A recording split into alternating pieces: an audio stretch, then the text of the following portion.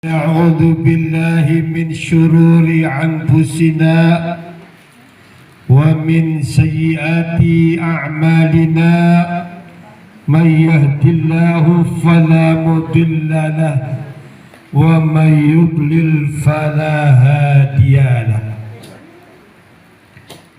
Segala puji serta syukur kita panjatkan kehadirat Allah Subhanahu wa Ta'ala. Selawat serta salam kita kirimkan kepada baginda Nabi besar Muhammad sallallahu alaihi wasallam.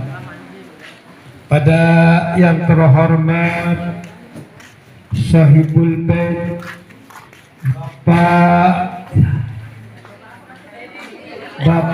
dia beserta Ibu wabil khusus Ananda calon pengantin Sahabat Bina Iya yang berbahagia Akhirul Kuron Bapak Bambang Ibu dan tetangga ibu-ibu semua, alhamdulillah yang saya hormati, sehat semua Bu? Alhamdulillah. Alhamdulillah. Saya lihat hejo sama kebetulan saya pakai hijau ya hari ini kita kumpul di majelis walimatul urus ya wa min ayatihi an khalaqa lakum min anfusikum azwaja litaskunu ilaiha wa ja'ala bainakum mawaddatan wa rahmah inna fi dzalika laayatin liqaumin yatafakkarun. Ketika kita bicara tentang pernikahan, maka kita bisa mengartikan arti nikah itu adalah berkumpul. Nikah bertujuan untuk membina keluarga yang harmonis, keluarga yang diridhai oleh Allah Subhanahu wa Ta'ala. Ketika ditanya mengapa Anda belum mau menikah, jawab dengan berbagai macam variatif, berbagai macam varian. Pertama dia jawab, saya belum mau nikah karena belum punya pekerjaan. Ada begitu? Saya belum mau nikah karena lagi kuliah. Ada? Saya tidak mau nikah karena putus cinta. Ada? Saya tidak mau menikah, pengen bebas. Ada? Dan lain-lain sebagainya. Kira-kira dari pernyataan ini ada benernya, ada salahnya. Saya bicara di depan Bapak pengawas. Saya ngomong, Bapak kerja di mana? Saya pengawas Pak. Nah lu diawasi Pak. Ya. Ketika bicara tentang permasalahan perlu adanya penjawaban masalah. Kira-kira kalau ditanya kenapa Anda belum menikah? Saya belum bekerja Pak Ustadz. Saya masih belajar. Betul nggak? Betul. Karena orang yang menikah itu hukumnya ada 5. Bisa hukumnya sunat, bisa hukumnya wajib, bisa hukumnya makruh, bisa hukumnya haram. Betul? Ketika orang itu belum bekerja, ketika orang itu masih kuliah, dia menjadi beban orang tua, maka hukum pernikahannya dikategorikan makruh. Kenapa? Karena orang yang menikah dia harus melaksanakan kewajibannya. Dia harus kasih makan istrinya. Dia harus kasih bimbingan istrinya. Dia harus berikan biaya lain-lainnya terhadap anak-anaknya. Kewajiban suami terhadap istri. Jadi kalau dia belum menikah kemudian melakukan demikian itu, artinya pernikahan, maka digugurkan hukumnya makruh karena dia termasuk kategori belum mampu. Tadinya ada pantun. Saya udah siapin pantun, siapin cerita, kira-kira makan waktu kurang lebih 2 jam. Sebab, wahai para pemuda, jika kamu mampu maka nikahlah. Jika kamu belum mampu maka kamu puasalah. Jadi orang yang belum mampu nikah maka dia disuruh berpuasa. Karena berpuasa itu menyebabkan yaitu terhindarnya daripada gejolak biologis. Orang yang berpuasa itu akan menundukkan pandangan matanya. Kalau dia tidak puasa, dia masih remaja, matanya jelalatan. Makanya ibu-ibu hati-hati. Ini ibu-ibu ini Masya Allah saya lihat, walaupun usianya sekian tahun, tapi kayak 17 tahun. Benar apa belum bro? Benar. Asal begini. Tapi kalau di rumah dibuka, percis 71 tahun. Rambutnya sudah mulai memutih. Tapi gini, Masya Allah, kalau bapak-bapak nggak bisa dibohongin, lihat Pak Bambang, lihat bapak-bapak, itu kelihatan tuh nggak bisa dibohongin. Tapi ibu-ibu, Masya Allah, aman. Ya, baik ibu sekalian. Ya Masya Allah, wahai para pemuda, jika kamu mampu, manistata'tum minkumul ba'ata, jika kamu mampu kawin falyatazawwaj, maka nikahlah kamu. Disuruh nikah. Punya kerjaan, dia kemudian mampu baik lahir maupun batin.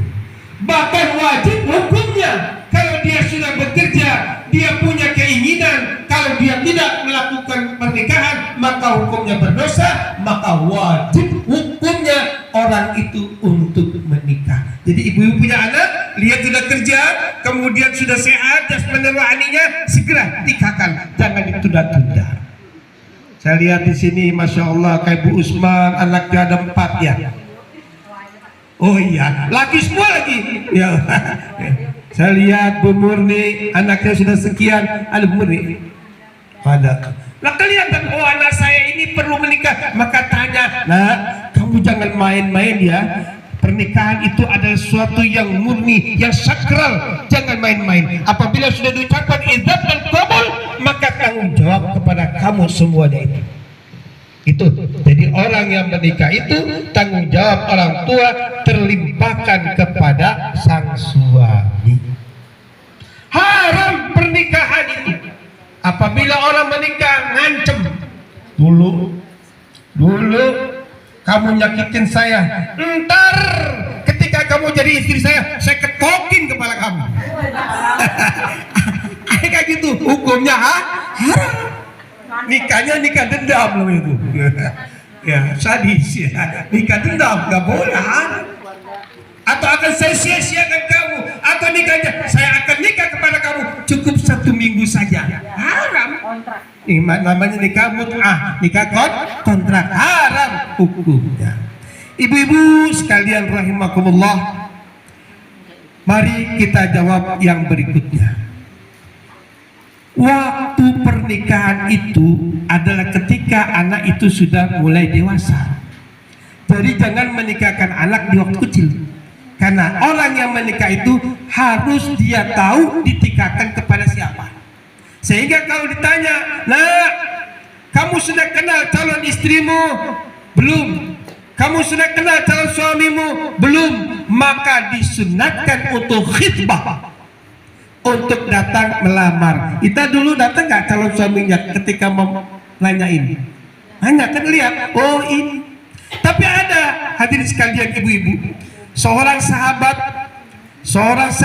Rasul, ketika dia nikah dia belum pernah ketemu dengan istrinya. Ketika ketemu dengan istrinya, sahabat Anas, Amr bin Anas, sahabat Anas itu ketemu dengan istrinya pas di pelaminan, pas ketika mau dinikahkan. Dia lihat istrinya, ya Allah, istri saya tidak mempesona. Ya Allah, istri saya semblek. Ya Allah, dia lihat istrinya, dia lemes. Kenapa? Kecewa, belum pernah melihat wajahnya sebelum itu. Lemes dia. Kemudian si istri ini, calon istrinya ini kemudian mendekati bicara, wahai kakanda Husain, saya ketahuilah bahwa di dalam keburukanku terselip suatu rahasia Allah Subhanahu wa Ta'ala. Luar biasa, tenang. Amr bin Anas tenang mendengar ucapan ini. Kemudian setelah itu terjadi proses pernikahan, menikah berumah tangga dengan tenang dan harmonis. Lahir seorang anak yang mulia, namanya Imam Malik. Imam Malik bin Anas, seorang imam madhab. Ada Imam madhab Syafi'i, Imam Hazm Maliki.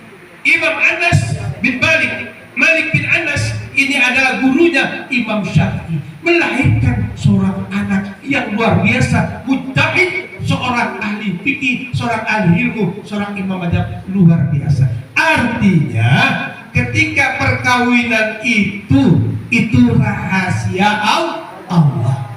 Kadang-kadang kita lihat orang yang menikah itu, "Fankihu, maka nikahilah kamu, tungkahu, nikahilah oleh kamu akan wanita itu, li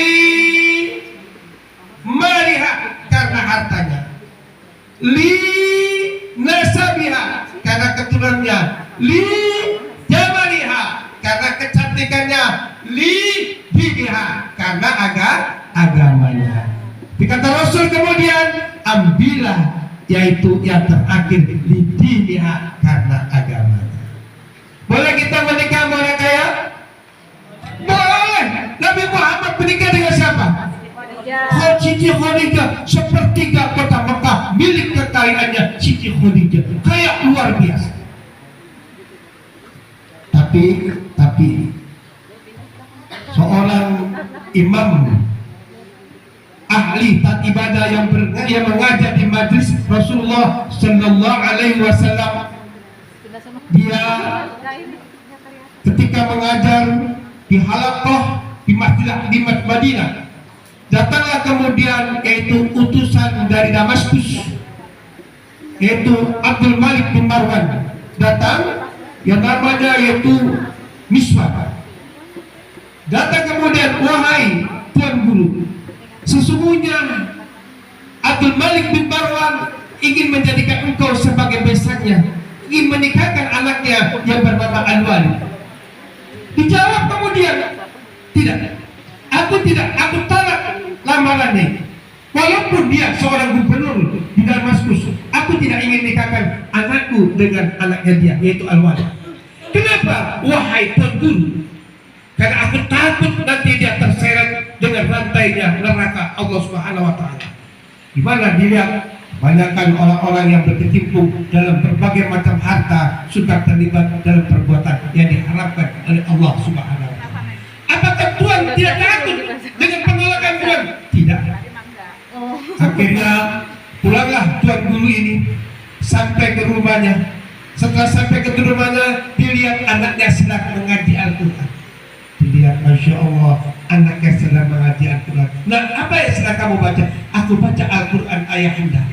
Apa kamu sudah paham isinya? Saya paham isinya semuanya ayahanda. Namun ada satu yang tidak saya pahami. Apa itu? Itu adalah Rabbana atina fid dunya hasanah. Saya tidak paham ayahanda bahwa Rabbana atina fid dunya hasanah, ya Tuhan kami, berikanlah kami kebaikan di dunia ini. Yang saya paham adalah wa fil akhirati hasanah wa qina adzabannar.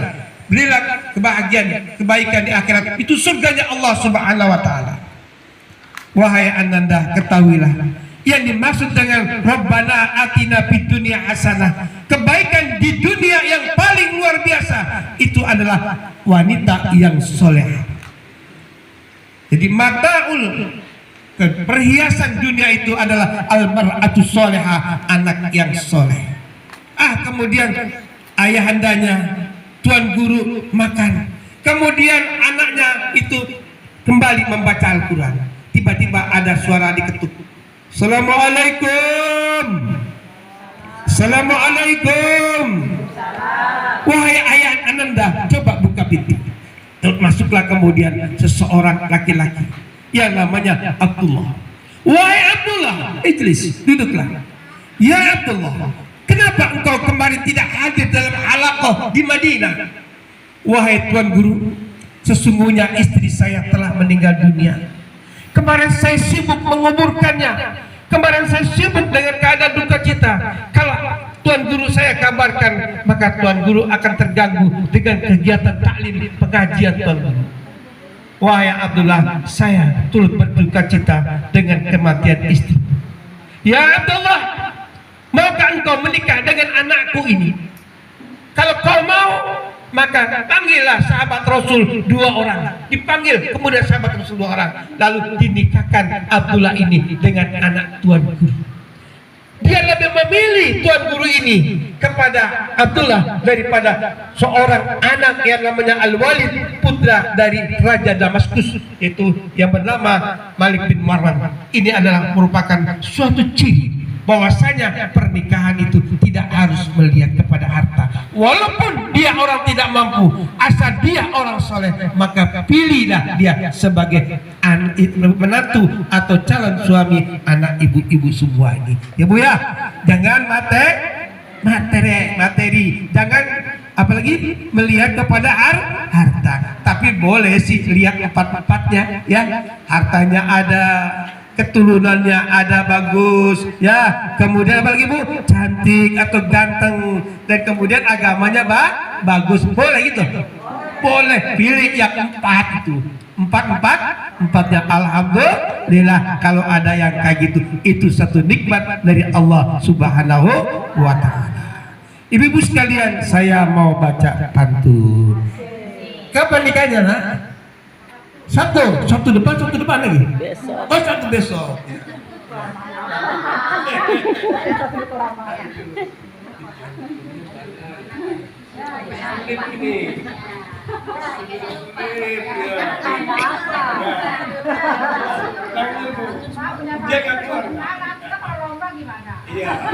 Baik ibu-ibu sekalian, tentunya baru dibikin tadi jam 9.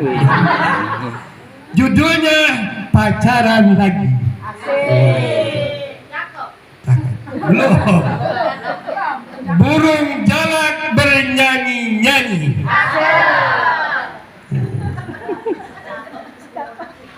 Bernyanyi-nyanyi di pagi hari.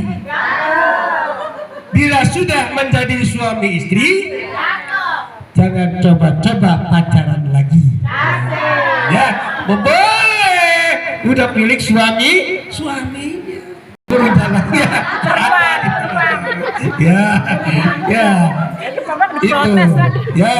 Itu pantun yang pertama.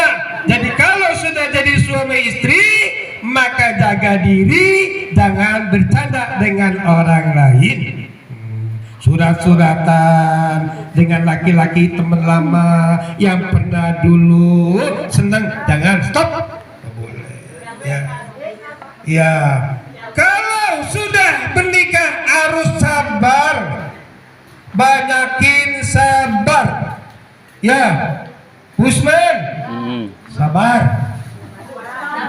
Suami juga harus sabar, istri harus sabar. Pantunnya begini nih.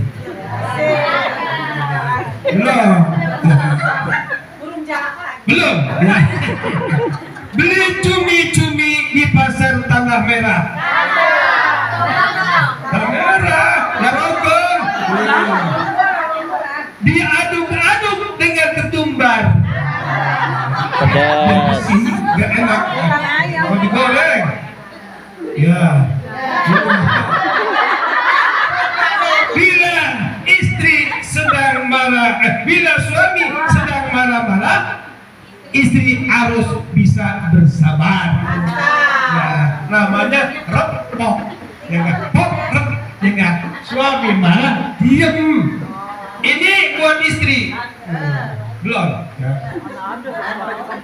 Menanam saladri di tanah merah. Oh, tanah merah. Ya, diatur. Ya, disirami setiap hari dengan sabar.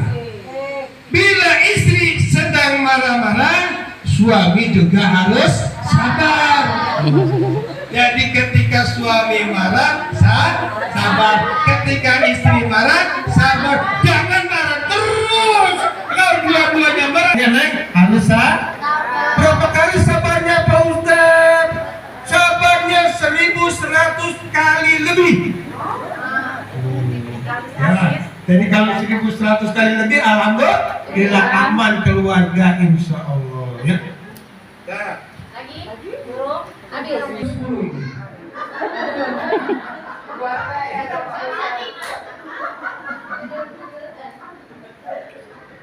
Ke pasar Rawalumbu beli semangka. Dekat. Mau pakai beca bisa, pakai motor bisa. Dimakannya bersama keluarga. Bareng-bareng kalau pakai ajak mertua. Bila sudah,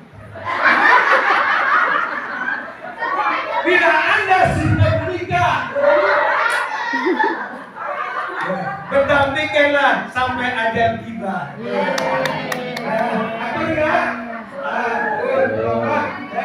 Jadi sampai akhir hayat tiba itu, makanya jadi harus setia. Jadi suami harus setia, jadi istri harus setia. Kalau dua-duanya setia, insya Allah. Ya, ada ketika orang mengatakan tawaf terus. Robbal baroya, astagfirullah, minal khotoya. Umar bin Khattab,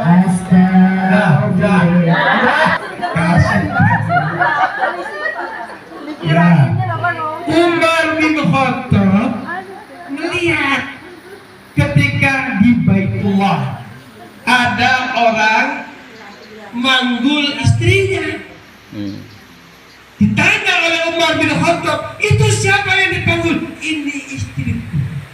Berapa lama kau panggul? Sejak aku menikah, aku sering memanggulnya. Berarti waktu itu memang udah gak bisa itu.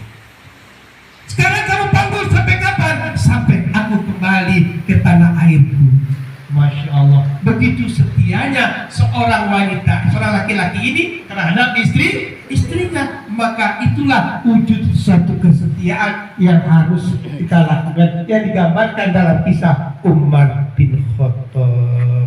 Ya, Rabbana hablana min azwajina wa dzurriyyatina qurrata a'yun. Doa. Jadi kalau di rumah itu, kalau ingin aman, suami ngedoain istri ketika sujud, istri ngedoain suami ketika sujud. Ya Allah, saya mohon kepadamu ya Allah, agar suami saya setia, enggak kemana-mana ya Allah, duitnya banyak ada di mana-mana.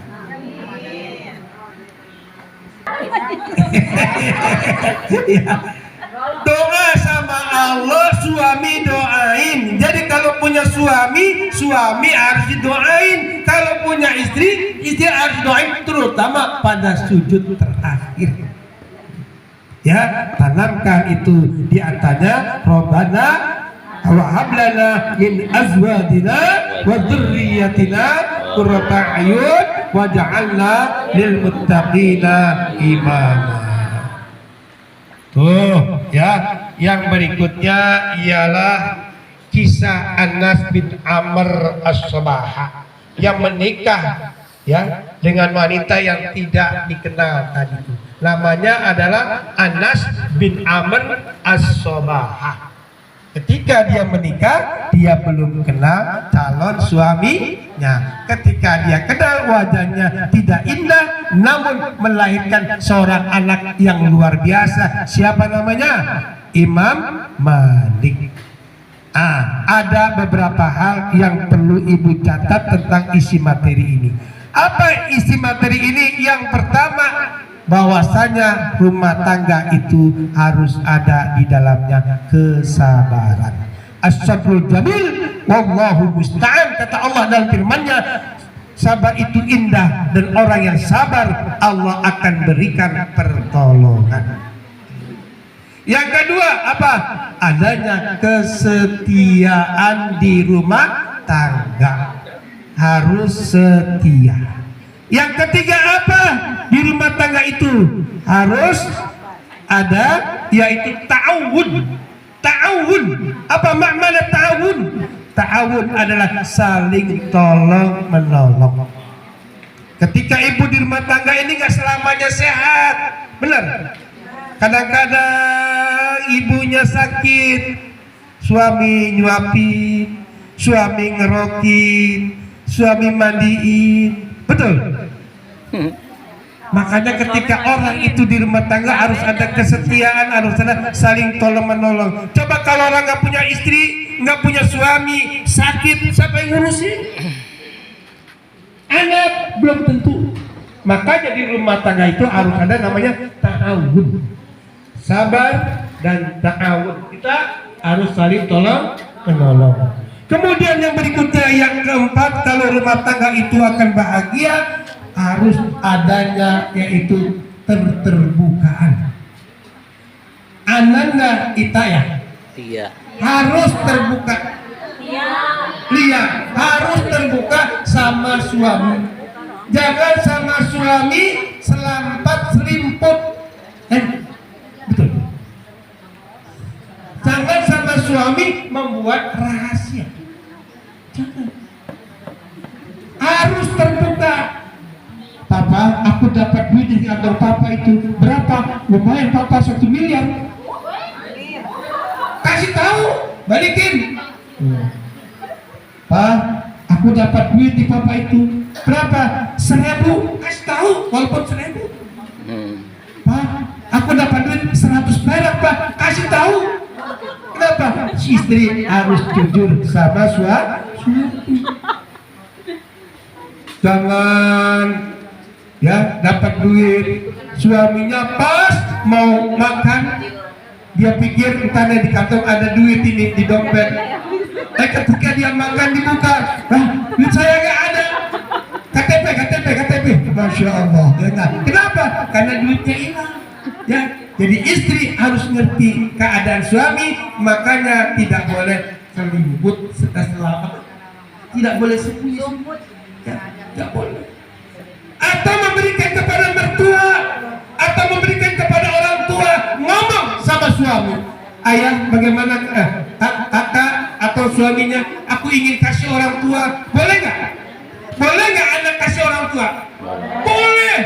Anak mempunyai kewajiban, kalau dia mampu, orang tuanya tidak mampu, ditolong orang tuanya. Berapa banyak biaya yang dikeluarkan, berapa banyak jeripaya yang dikeluarkan, berapa banyak kasih sayang yang dilimpahkan, tidak terhitung. Anak kata kamu hitung, kamu jual diri kamu untuk menebus daripada ayah ibumu, balasannya tidak akan tertebus. Tapi ayah anda dan ibunda yang melahirkan kamu itu, dia tidak perhitungan terhadap kamu. Begitu kasih sayangnya, Masya Allah. Setelah kamu nikah, dapat suami, maka perhatikan ibumu dan ayahmu. Walaupun ayahmu tidak mengharapkan kamu, walaupun ibumu tidak mengharapkan kamu, tapi kamu harus sadar, dia adalah ayahmu, dia adalah ibumu, dia adalah merupakan orang tua kamu yang harus kamu perhatikan.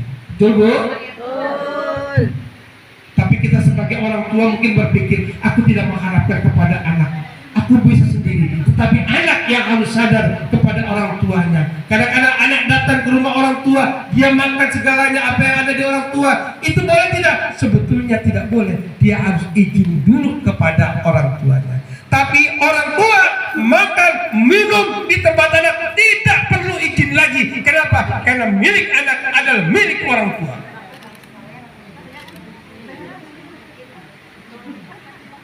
Paham? Milik anak, milik orang tua. Tapi milik orang tua bukan milik anak. Paham di situ? Jadi kalau ada orang anak yang punya mobil mewah dibawa sama orang tuanya nggak balik lagi, ya biarin orang milik orang tuanya.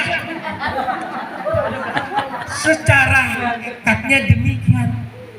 Secara hakikatnya demikian. Adanya anak itu bisa dia beli itu karena biaya pendidikan dari siapa? Dari orang tua. Milik orang tua, anak datang makan minum bilang dulu, karena bukan milik kamu, itu adalah milik orang tua, tapi milik kamu adalah milik orang tua. Kadang-kadang kebalik ya, kebalik. Itu kasih duit bapak yang murah aja, yang 50.000, yang ratusan ribu simpen. Jangan.